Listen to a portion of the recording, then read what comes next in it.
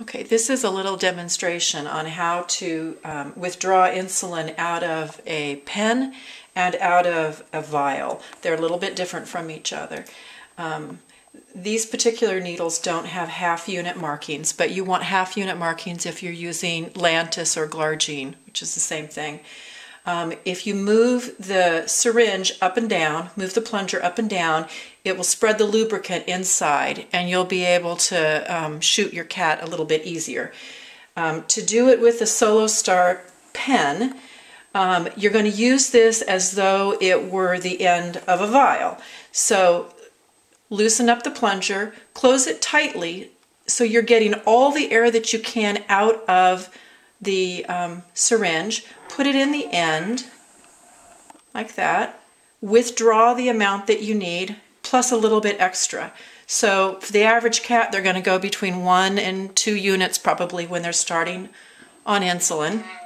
So I've got 2 units here. You can see the top of the black plunger goes right underneath the line marking on the syringe. Withdraw it. Now this particular pen is no good, so I'm just going to shoot it out. It's an old pen. Lantus is good for about a month, longer if you take care of it, which is why we're showing you this. So I'm just going to, normally you would flick it hard like this to get the bubbles out, and you adjust the plunger so you've got the right amount. If I were giving 1 unit, I would squeeze the excess out like that. If I had trouble getting the plunger to move, some syringes move better than others, you can kind of turn the plunger like it's a little screw, and it helps you fine-tune it a little bit better. So I'm going to go up to 1 unit there. Oops, I went too far. But we're not going to use it, so it doesn't matter. If you go too far, you put it right back in, and whoops, where'd it go? Right back in, withdraw a little bit more, and start over again. Whatever you do, you don't inject air or anything out of the syringe back into the pen.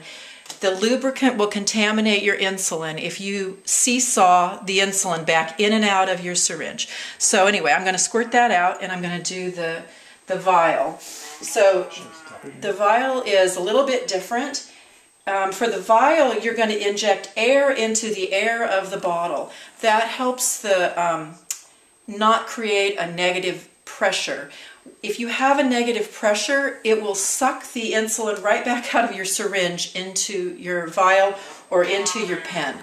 So it's important to put some air into it to displace the air that you're going to, with the fluid you're going to withdraw.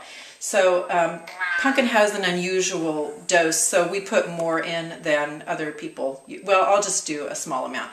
So let's say we're going to use a dose of a unit again. So I'm going to inject, I'm going to keep the vial down here, put it straight down in. I'm going to inject the air into the air of the vial.